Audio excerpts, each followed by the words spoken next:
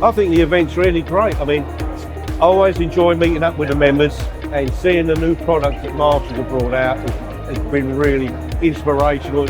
It's been amazing. You know, it's what we've needed. The impact of this tonight is going to be a big thing for all these contractors at the minute. It's been amazing, and definitely looking forward to next year's event. One of my favourite things of this type of event is meeting people, networking, getting together a bit of a feel for what's developing with the products. It's nice to see all the range of new stuff.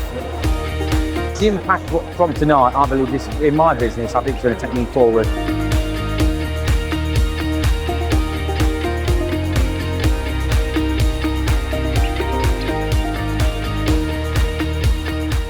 Project of the year goes to Brian Lee Landscape.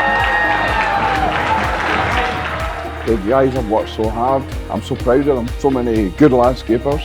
There's so many entries. I'm absolutely gobsmacked that we've managed to win it.